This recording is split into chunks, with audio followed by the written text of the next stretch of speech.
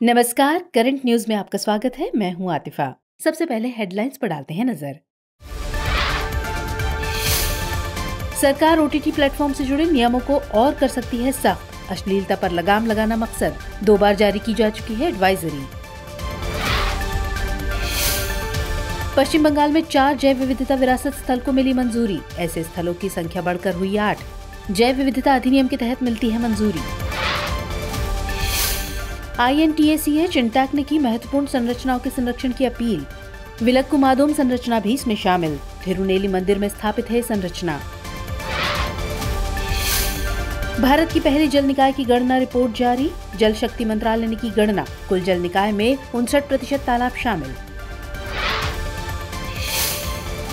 और दुनिया के दूसरे सबसे गहरे ब्लू होल की हुई खोज। तामजा दिया गया है नाम। मेक्सिको के युकाटन प्रायद्वीप के तट पर हुई पहचान।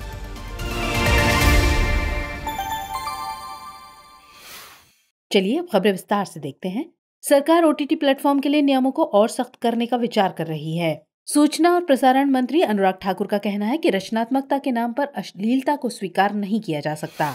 हालांकि मंत्रालय ने इससे पहले भी ओटीटी प्लेटफॉर्म पर संवेदनशीलता और आपत्तिजनक सामग्री को हटाने के लिए 2 एडवाइजरी जारी की थी।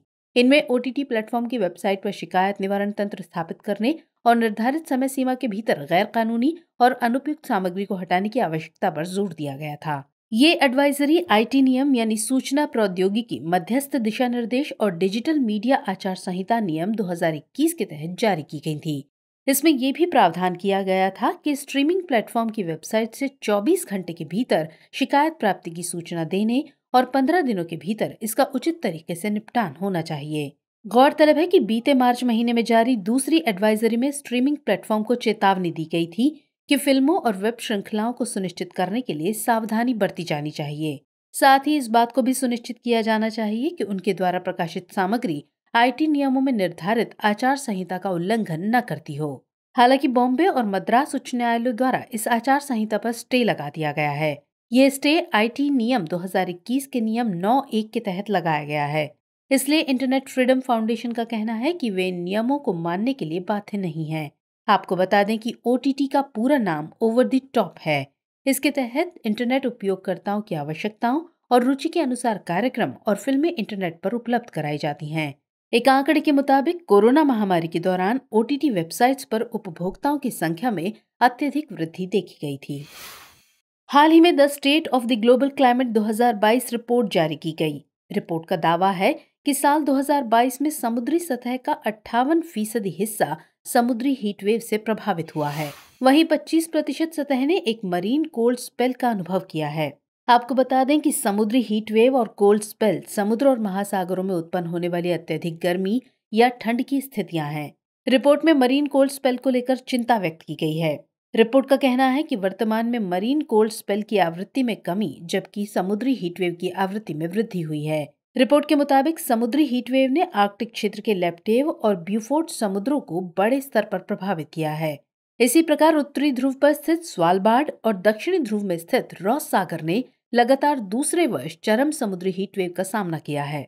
रिपोर्ट का कहना है कि साल 2022 में भूमध्य रेखीय प्रशांत जल व्यापक रूप से कोल्ड स्पेल से प्रभावित हुआ है। इसके अलावा दक्षिणी महासागर में सीमित क्षेत्र दुनिया के एकमात्र ऐसे क्षेत्र हैं जहां समुद्री ठंड की अवधि में वृद्धि देखने को मिली है। रिपोर्ट का दावा है कि इस प्रकार पिछले 8 वर्षों में वैश्विक औसत तापमान रिकॉर्ड उच्चतम रहा है। गौरतलब है कि ये रिपोर्ट ग्रीन हाउस गैसों के कारण भूमि, समुद्र और वातावरण में ग्रहों के पैमाने में बदलाव को चिन्हित करती है। State of the global climate report का प्रकाशन WMO यानी वर्ल्ड मेट्रोलॉजिकल ऑर्गेनाइजेशन द्वारा किया जाता है। इसके तहत प्रमुख जलवायु संकेतकों जैसे ग्रीन हाउस गैसों, तापमान, समुद्र के स्तर में वृद्धि, समुद्र की गर्मी और अम्लीकरण, समुद्री बर्फ और ग्लेशियरों पर ध्यान केंद्रित किया जाता है। इसके अलावा ये जलवायु परिवर्तन और चरम मौसम के प्रभावों पर भी प्रकाश डालती है। हाल ही में पश्चिम बंगाल सरकार ने 4 जैव विविधता विरासत स्थलों को अधिसूचित किया। इसके साथ ही राज्य में कुल जैव विविधता विरासत स्थलों की संख्या 8 हो गई है। इसके साथ ही पश्चिम बंगाल जैव विविधता विरासत स्थलों के मामले में देश में पहले नंबर पर पहुंच गया है। नए जैव विविधता विरासत स्थल में नादिया जिले में स्थित 4 बलिडंगा और state horticulture research and development station, Darjeeling स्थित नमथिंग पोखरी, बीरभूम में स्थित अमखोई वुड फॉसिल पार्क शामिल हैं। आपको बता दें कि 4 बलिडंगा विरासत स्थल में 115 एकड़ में फैले 2 द्वीप शामिल हैं। यहाँ का कुछ भाग दलदली है जो शैवाल से ढकी हुई हैं। ये स्थल सुनहरी मॉनिटर छिपकली और सुनहरी सियार के अलावा पक्षियों की लगभग 100 प्रजातियों का घर है। यहाँ लंबी घासों के साथ उष्णकटिबंधीय वनस्पति मौजूद है। वहीं नमथिंग पोखरी हिमालय की गोद में स्थित आर्द्र भूमि है जो हिमालयी सालमंदर का घर है। अमखोई वुड फॉसिल पार्क में अद्वितीय भूवैज्ञानिक और पैलियो वनस्पति की विशेषताएं हैं। गौरतलब है कि राज्य सरकार जैविक विविधता अधिनियम 2002 की धारा 37 के तहत किसी स्थान को विरासत स्थल के रूप में अधिसूचित करती है। ये अद्वितीय और संवेदनशील पारिस्थितिक तंत्र होते हैं। इसके तहत समुद्री पारिस्थितिक तंत्र, तटीय और अंतर्देशीय जल या स्थलीय क्षेत्रों को शामिल किया जाता है। जैविक विविधता अधिनियम को जैविक विविधता पर संयुक्त राष्ट्र सम्मेलन के उद्देश्यों को प्राप्त करने के लिए पारित किया गया था। इसका मकसद पारंपरिक ज्ञान की रक्षा करना, बायोपायरेसी को रोकना आदि हैं। इस अधिनियम के तहत किया गया कोई भी अपराध संज्ञेय और गैर जमानती है। हाल ही में INTACH इंटाक यानी Indian national trust for art and cultural heritage ने सरकार से वायनाड जिले के ऐतिहासिक रूप से महत्वपूर्ण संरचनाओं के संरक्षण का आग्रह किया है। इसमें थिरुनेली के श्री महाविष्णु मंदिर की 600 साल पुरानी विलक्कु मादोम संरचना भी शामिल है। विलक्कु मादोम अपने उत्कृष्ट ग्रेनाइट संरचना के लिए प्रसिद्ध है। हालांकि ये संरचना अभी अधूरी है। गौरतलब है कि थिरुनेली मंदिर केरल में ब्रह्मगिरी पहाड़ी के किनारे भगवान विष्णु को समर्पित एक प्राचीन मंदिर है। मंदिर घाटी में स्थित है। इस मंदिर का मुख पूर्व की ओर है, जहां उदयगिरी पर्वतमाला के ऊपर सूर्योदय होता है। मंदिर के उत्तर में दुर्जे ब्रह्मगिरी पर्वतमाला है। जानकारों के मुताबिक ये मंदिर 15वीं शताब्दी में बना था, जो विशिष्ट केरल शैली में निर्मित है। मंदिर का नाम आंवला वृक्ष से लिया गया है। इसे सहयामाला क्षेत्रम और दक्षिण की काशी के नाम से भी जाना जाता है। आपको बता दें कि इंटाक की स्थापना साल 1984 में नई दिल्ली में की गई थी। ये सोसाइटी पंजीकरण अधिनियम 1860 के तहत पंजीकृत एक गैर लाभकारी धर्मार्थ संगठन है। इसका मकसद विरासत के बारे में लोगों को जागरूक करना और उसका संरक्षण करना है। ये दुनिया के सबसे बड़े विरासत संगठनों में से एक के रूप में जाना जाता है। बीते दिनों केंद्रीय गृह मंत्री अमित शाह ने लिक्विड नैनो DAP यानी डाई अमोनिया फॉस्फेट लॉन्च किया। नैनो डैप का निर्माण सहकारी प्रमुख इफ्को द्वारा किया गया है। हाल ही में केंद्र ने उर्वरक नियंत्रण आदेश में नैनो DAP को अधिसूचित किया था। सरकार ने तरल DAP के माध्यम से दानेदार DAP के उपयोग को लगभग 90 लाख मीट्रिक टन कम करने का लक्ष्य रखा है। इसके लिए देश में 18 करोड़ तरल DAP बोतलों का उत्पादन किया जाएगा। तरल नैनो DAP को भारत के उर्वरक क्षेत्र को आत्मनिर्भर बनाने की दिशा में एक महत्वपूर्ण कदम माना जा रहा है। इससे न केवल भारतीय खाद्यान्न उत्पादन में वृद्धि होगी, बल्कि ये भारत के उर्वरक क्षेत्र को भी आत्मनिर्भर बनाएगा। आपको बता दें कि उर्वरक नियंत्रण आदेश को साल 1985 में लाया गया था। इसे देश में उर्वरकों की बिक्री, मूल्य निर्धारण और वितरण को नियंत्रित करने के मकसद से लाया गया था। जहां तक उर्वरक उत्पादन का सवाल है, तो देश में कुल 384 LMT यानी लाख मीट्रिक टन उर्वरक उत्पादन में 132 LMT का योगदान सहकारी समितियों द्वारा किया जाता है, जबकि इफ्को द्वारा इसमें से 90 LMT का उत्पादन किया जाता है। मई 2021 में इफ्को ने नैनो यूरिया लॉन्च किया था। हाल ही में विश्व बैंक ने लॉजिस्टिक परफॉर्मेंस इंडेक्स 2023 जारी किया। इसमें भारत को 6 पायदान का फायदा हुआ है। भारत को 38वां स्थान हासिल हुआ, जबकि 2018 में इसकी रैंकिंग 44 थी। इस साल सूचकांक में 139 देशों ने हिस्सा लिया, जिसमें भारत का प्रदर्शन शानदार रहा। सिंगापुर ने सूचकांक में शीर्ष स्थान हासिल किया है। इसके बाद फिनलैंड और डेनमार्क का स्थान है। रिपोर्ट ने हार्ड और सॉफ्ट इंफ्रास्ट्रक्चर के साथ टेक्नोलॉजी में पर्याप्त निवेश को भारत के प्रदर्शन में सुधार का कारण बताया है। साथ ही आधुनिकीकरण और डिजिटलीकरण को भी सुधार हेतु जिम्मेदार ठहराया गया है। इन्हीं प्रयासों के चलते रिपोर्ट का मानना है कि भारत जैसी उभरती अर्थव्यवस्थाओं को अपने रसद क्षेत्र में सुधार देखने को मिला है। भारत इंफ्रास्ट्रक्चर क्षेत्र में 5 पायदान की बढ़त के साथ 2018 के 52वें स्थान से 2023 में 47वें स्थान पर पहुंच गया है। अंतर्राष्ट्रीय शिपमेंट के क्षेत्र में भी भारत ने बढ़त हासिल की है। इस मामले में भारत 2018 के 44वीं से 22वीं रैंकिंग पर पहुंच गया है। गौरतलब है कि लॉजिस्टिक परफॉर्मेंस इंडेक्स में 6 प्रमुख आयामों के आधार पर प्रदर्शन को मापा जाता है। ये आयाम है कस्टम, इंफ्रास्ट्रक्चर, अंतर्राष्ट्रीय शिपमेंट, लॉजिस्टिक क्षमता, ट्रैकिंग एवं ट्रेसिंग और समयबद्धता। प्राप्त अंकों के आधार पर विभिन्न देशों को रैंकिंग प्रदान की जाती है।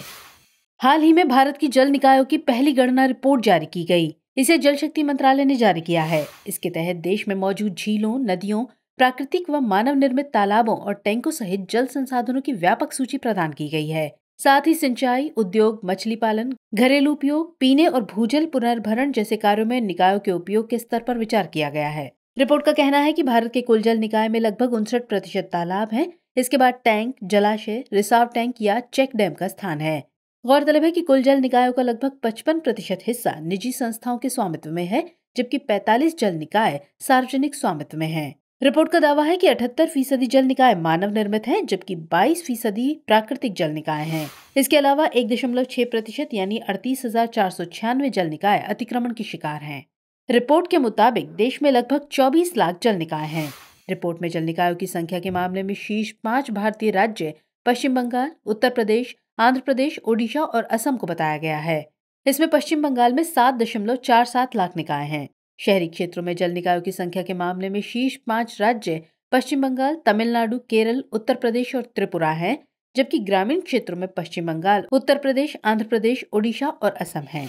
हाल ही में सिप्री यानी Stockholm International Peace Research Institute द्वारा एक रिपोर्ट प्रकाशित की गई है। इस रिपोर्ट में शोधकर्ताओं ने साल 2022 में विभिन्न देशों द्वारा किए गए सैन्य खर्च पर प्रकाश डाला है। रिपोर्ट के मुताबिक इस साल दुनिया भर के देशों ने अपनी सेनाओं पर 2,240 अरब डॉलर खर्च किए हैं। इस प्रकार ये सैन्य खर्च का सर्वकालिक उच्च स्तर है। रिपोर्ट के मुताबिक इस साल वैश्विक जीडीपी के मुकाबले रक्षा खर्च में 3.7% की बढ़ोतरी देखने को मिली, जबकि यूरोप के रक्षा खर्च में 13% की भारी बढ़ोतरी हुई है। ये बीते 30 वर्षों में सबसे ज्यादा है। रिपोर्ट में दुनिया के बढ़े हुए सैन्य खर्च के पीछे रूस यूक्रेन युद्ध को जिम्मेदार ठहराया गया है। इसकी वजह से यूक्रेन का सैन्य खर्च 6 गुना बढ़कर 44 अरब डॉलर हो गया है। रिपोर्ट के मुताबिक अमेरिका अब भी दुनिया में रक्षा पर सबसे ज्यादा खर्च करने वाला देश है। अमेरिका ने 2022 में 877 बिलियन डॉलर रक्षा पर खर्च किए, जो कि वैश्विक खर्च के 39% के बराबर है। इसके अलावा चीन दूसरा और रूस तीसरा सबसे ज्यादा सैन्य व्यय करने वाला देश है। रिपोर्ट के अनुसार भारत रक्षा पर खर्च करने के मामले में चौथे स्थान पर है। भारत ने साल 2022 में सशस्त्र बलों के उपकरणों के आधुनिकीकरण और चीन के साथ लगती सीमा पर सैन्य बुनियादी ढांचे को मजबूत करने पर कुल रक्षा बजट का लगभग 23% खर्च किया है। पिछले साल भारत ने बजट में सैन्य खर्च के लिए 5.25 लाख करोड़ रुपए आवंटित किए थे। आपको बता दें कि सिप्री एक अंतर्राष्ट्रीय संस्थान है जो युद्ध, आयुध, हथियार नियंत्रण व निशस्त्रीकरण में अनुसंधान के लिए समर्पित है। इसकी स्थापना वर्ष 1966 में स्वीडन के स्टॉकहोम में की गई थी। हाल ही में वैज्ञानिकों ने समुद्र की तलहटी में दुनिया के दूसरे सबसे गहरे ब्लू होल की खोज की है। ये होल मेक्सिको के युकाटन प्रायद्वीप के तट पर पाया गया है। इसकी गहराई लगभग 900 फीट है और वैज्ञानिकों के मुताबिक ये ब्लू होल करीब 1,47,000 वर्ग मीटर में फैला हुआ है। खोजे गए इस ब्लू होल को तामजा नाम दिया गया है। मायन भाषा में इसका अर्थ गहरा पानी होता है। ये समुद्र में 15 फीट की गहराई पर स्थित है और इस होल का ढलान यानी स्लोप 80 डिग्री है। गौरतलब है कि इसके पहले दुनिया का सबसे गहरा ब्लू होल साल 2016 में खोजा गया था, जो दक्षिण चीन सागर में स्थित है। इसका नाम ड्रैगन होल है और ये होल 980 फीट से अधिक गहरा है। आपको बता दें कि ब्लू होल एक तरह की वर्टिकल गुफा होता है जो पानी के नीचे मौजूद होता है। ब्लू होल की अपनी एक जैव विविधता होती है जिसमें कई तरह की वनस्पतियां और समुद्री जीव निवास करते हैं। इसका निर्माण चूना पत्थर और समुद्र के खारे पानी के मिलने से होता है। चूंकि चूना पत्थर झरझरा होता है, इसलिए समुद्र का पानी चूने को अपने साथ घोल लेता है। इस तरह वहां एक ब्लू होल का निर्माण होता है। विशेषज्ञों के मुताबिक हिमयुगों में कई ब्लू होल बने और करीब 11,000 साल पहले जब आखिरी हिमयुग समाप्त हुआ और समुद्र स्तर बढ़ा, तब ये होल्स पानी से भर गए और इस प्रकार ये होल्स विलुप्त हो गए। हाल ही में पीएम श्री यानी प्रधानमंत्री स्कूल फॉर राइजिंग इंडिया योजना के लिए 6,448 स्कूलों का चयन किया गया। इनमें अधिकांश विद्यालय उत्तर प्रदेश, आंध्र प्रदेश, तेलंगाना और महाराष्ट्र से हैं। गौरतलब है कि पीएम श्री केंद्र प्रायोजित योजना है जिसे मंत्रिमंडल ने 7 सितंबर 2022 को अनुमोदित किया था। पिछले साल सितंबर में केंद्रीय मंत्रिमंडल ने अगले 5 सालों में देश भर में 14,500 स्कूलों के लिए 27,360 करोड़ रुपए की योजना को मंजूरी दी थी। इस योजना के तहत देश भर से विद्यालयों का चयन किया जाएगा जो राष्ट्रीय शिक्षा नीति 2020 के कार्यान्वयन को निरूपित करेंगे।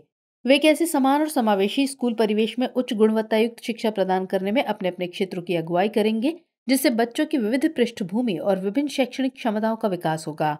इस योजना से 1.8 मिलियन छात्रों को लाभ होने की उम्मीद है। पीएम श्री स्कूलों में शिक्षा प्रदान करने का एक आधुनिक, परिवर्तनकारी और समग्र तरीका होगा। ये स्कूल प्रयोगशालाओं, स्मार्ट कक्षाओं, पुस्तकालयों, खेल उपकरण, कला कक्ष आदि सहित आधुनिक बुनियादी ढांचे से लैस होंगे। इसके अलावा इन विद्यालयों को जल संरक्षण, अपशिष्ट पुनर्चक्रण, ऊर्जा कुशल के साथ ग्रीन स्कूल के रूप में भी विकसित किया जाएगा। आज के बुलेटिन पर आधारित 5 प्रश्न इस प्रकार हैं। पहला प्रश्न है, निम्नलिखित कथनों पर विचार कीजिए। 1. विलक्कुमादोम अपने उत्कृष्ट ग्रेनाइट संरचना के लिए प्रसिद्ध है। 2. थिरुनेली मंदिर केरल में ब्रह्मगिरी पहाड़ी के किनारे स्थित है। 3. थिरुनेली भगवान शिव को समर्पित एक प्राचीन मंदिर है। उपर्युक्त में से कौन सा या से कथन सही है या फिर हैं? केवल 1, केवल 3, केवल 1 एवं 2 या फिर उपरोक्त सभी। अगला प्रश्न है, हाल ही में जारी रसद प्रदर्शन सूचकांक यानी लॉजिस्टिक परफॉर्मेंस इंडेक्स के संदर्भ में निम्नलिखित कथनों पर विचार कीजिए। 1. इसे विश्व बैंक द्वारा जारी किया गया है। 2. इसमें भारत ने 38वां स्थान प्राप्त किया है। 3. इसमें सिंगापुर ने प्रथम स्थान प्राप्त किया है। उपर्युक्त में से कौन सा या से कथन गलत है या फिर हैं? केवल 1, केवल 2, केवल 2 एवं 3 या फिर उपरोक्त में से कोई नहीं। अगला प्रश्न है, जल निकाय गणना के संदर्भ में निम्नलिखित कथनों पर विचार कीजिए। 1. इसकी शुरुआत पहली बार वर्ष 2015 में की गई थी। 2. इसके अनुसार भारत के कुल जल निकायों में लगभग 59% तालाब हैं। उपर्युक्त में से कौन सा या से कथन गलत है या फिर हैं? केवल 1, केवल 2, 1 एवं 2 दोनों या फिर ना तो 1 और ना ही 2। अगला प्रश्न है, निम्नलिखित कथनों पर विचार कीजिए। 1. हाल ही में समुद्र की तलहटी में दुनिया के दूसरे सबसे गहरे ब्लू होल की खोज की गई है। 2. इसे ताम जा नाम दिया गया है। 3. ब्लू होल की अपनी एक जैव विविधता होती है। 4. इसमें कई तरह की वनस्पतियां और समुद्री जीव निवास करते हैं। उपर्युक्त में से कौन से कथन गलत हैं? केवल 1 एवं 2, केवल 1, 2 एवं 3, केवल 3 एवं 4 या फिर उपरोक्त में से कोई नहीं। अंतिम प्रश्न है, प्रधानमंत्री स्कूल फॉर राइजिंग इंडिया योजना यानी पीएम श्री के संदर्भ में निम्नलिखित कथनों पर विचार कीजिए। 1. यह केंद्र प्रायोजित योजना है। 2. इसे वर्ष 2022 में अनुमोदित किया गया था। 3. यह स्कूलों में शिक्षा प्रदान करने का एक आधुनिक, परिवर्तनकारी और समग्र तरीका प्रस्तुत करती है। उपर्युक्त में से कौन सा या से कथन सही है या फिर हैं? केवल 2, केवल 1 एवं 3, उपरोक्त सभी या फिर उपरोक्त में से कोई नहीं। हाल ही में केंद्रीय आवास और शहरी मामलों के मंत्रालय ने देश भर के शहरों के लिए सौंदर्य प्रतियोगिता शुरू की। इसका मकसद परिवर्तनकारी प्रयासों को प्रोत्साहित करना है। मंत्रालय के मुताबिक यह एक ऑनलाइन प्रतियोगिता है। इसमें नगर निगम के वार्डों और सार्वजनिक स्थानों को पहुंच, सुविधाओं, गतिविधियों, सौंदर्यता और पारिस्थितिकी जैसे मापदंडों पर आंका जाएगा। इसमें चयनित वार्डों को शहर और राज्य स्तर पर सम्मानित किया जाएगा। ये सम्मान 4 श्रेणियों के तहत दिए जाएंगे। जो शहर शीर्ष स्थान पर होगा उसे सबसे सुंदर सार्वजनिक स्थान से नवाजा जाएगा। हाल ही में लॉकबिट रैंसमवेयर के संदर्भ में एक रिपोर्ट जारी की गई है। इसके मुताबिक लॉकबिट रैंसमवेयर को पहली बार एप्पल की मैक डिवाइसेस में पाया गया था। रिपोर्ट की माने तो एप्पल कंप्यूटरों को विशेष रूप से लक्षित करने वाला यह पहला बड़ा रैंसमवेयर वायरस है। बता दें कि लॉकबिट रैंसमवेयर को पहली बार सितंबर 2019 में पहचाना गया था। तब इसे ABCD वायरस नाम दिया गया था। इस वायरस की सहायता से साइबर अपराधी लक्षित व्यक्ति के कंप्यूटर में फाइलों को एनक्रिप्ट कर देते हैं, यानी उसकी निजी जानकारियों तक अपनी घुसपैठ कर लेते हैं और फिर बाद में पीड़ित व्यक्ति से इन फाइलों को डिक्रिप्ट करने के लिए पैसे की मांग करते हैं। चूंकि इस वायरस का उपयोग करने वाले ज्यादातर अपराधी क्रिप्टो करेंसी में पैसे की मांग करते थे, इसलिए इसे क्रिप्टो वायरस के रूप में भी वर्गीकृत किया जाता है। हाल ही में केरल के कोच्चि में देश की पहली वाटर मेट्रो लॉन्च की गई। इसे Kochi metro rail corporation limited द्वारा एक जर्मन फंडिंग एजेंसी की सहायता से कार्यान्वित किया जाएगा। इसमें ऐसी नावें शामिल हैं जो हाइब्रिड, बैटरी चालित, वातानुकूलित और अन्य सुविधाओं के साथ विकलांगों के अनुकूल है। यह कोच्चि के बैक वाटर में संचालित होगी, जो कोच्चि की मुख्य भूमि के साथ 10 नजदीकी द्वीपों को जोड़ने का कार्य करेगी। बीते 25 अप्रैल को विश्व मलेरिया दिवस मनाया गया। इसका मकसद मलेरिया को समाप्त करने के लिए किए जा रहे प्रयासों पर वैश्विक ध्यान आकर्षित करना और बीमारी से होने वाली पीड़ा और मृत्यु को कम करने के लिए कार्रवाई को प्रोत्साहित करना है। WHO द्वारा इस साल की theme time to deliver zero malaria, invest, innovate, implement रखी गई। हाल ही में इसरो ने आंध्र प्रदेश में सतीश धवन अंतरिक्ष केंद्र श्रीहरिकोटा से PSLV C-55 की मदद से सिंगापुर के 2 उपग्रहों को सफलतापूर्वक लॉन्च किया। यह एक वाणिज्यिक लॉन्चिंग थी। इस कार्य को न्यू स्पेस इंडिया लिमिटेड ने अंजाम दिया है। इसके तहत सिंगापुर के TELEOS-2 और सहयात्री उपग्रह के रूप में ल्यूमलाइट 4 को भेजा गया है। गौरतलब है कि इसरो द्वारा अब तक सिंगापुर के 9 उपग्रहों का प्रक्षेपण किया जा चुका है।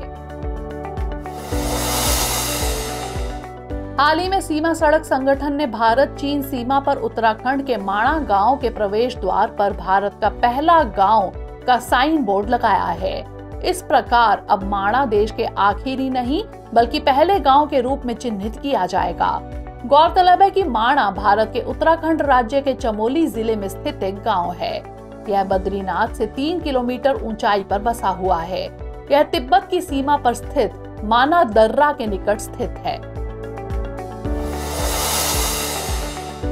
हाल ही में मुंबई में संशोधित सूक्ष्म एवं लघु उद्यमों के लिए क्रेडिट गारंटी निधि ट्रस्ट योजना का शुभारंभ किया गया। इस योजना हेतु वित्त वर्ष 2023-24 के केंद्रीय बजट में 9,000 करोड़ की अतिरिक्त सुरक्षा निधि सहायता दी गई है ताकि सूक्ष्म और लघु उद्यमों को वित्तीय रूप से मजबूत किया जा सके। इसके अनुसार योजना के बेहतर क्रियान्वयन के लिए प्रमुख सुधार शुरू किए गए हैं। हाल ही में India UK science and innovation council की बैठक आयोजित की गई। बैठक के दौरान Bharat UK net zero innovation virtual centre बनाने का ऐलान किया गया। इसका मकसद दोनों देशों के बीच विज्ञान तथा प्रौद्योगिकी सहयोग को बढ़ावा देना है। इसमें विनिर्माण प्रक्रिया और परिवहन प्रणालियों और नवीकरणीय एवं अक्षय ऊर्जा स्रोत के रूप में हरित हाइड्रोजन को कार्बन रहित बनाने सहित कुछ केंद्रित क्षेत्रों में काम किया जाएगा। हाल ही में नीति आयोग ने भारत में मिलेट्स को बढ़ावा देना भारत के राज्यों और केंद्र शासित प्रदेशों की सर्वोत्तम पहल शीर्षक से एक रिपोर्ट जारी की। इस रिपोर्ट में मिलेट्स मूल्य श्रृंखला के विभिन्न पहलुओं, उत्पादन, प्रसंस्करण और खपत में राज्य सरकारों और संगठन द्वारा अपनाई गई बेहतरीन और नवीन पहलों के प्रदर्शन को मापने का प्रयास किया गया है। रिपोर्ट 3 विषयों पर आधारित है। ये विषय हैं मिलेट्स को बढ़ावा देने के लिए राज्य मिशन और पहल, ICDS में मिलेट्स को शामिल करना, तकनीकी का इस्तेमाल और अनुसंधान एवं विकास।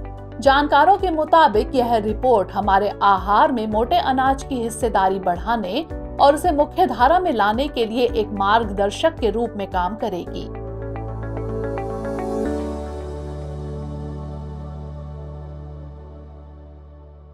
हमारी टीम कोशिश करती है कि आपको दी गई खबरों में एक भी गलती ना हो, लेकिन यदि किसी सोर्स या ह्यूमन एरर की वजह से ऐसी गलती हो जाती है तो इस वीडियो के कमेंट बॉक्स में उस गलती को सुधार कर पिन कर दिया जाता है और यह आपको कमेंट बॉक्स में सबसे ऊपर दिखाई देता है।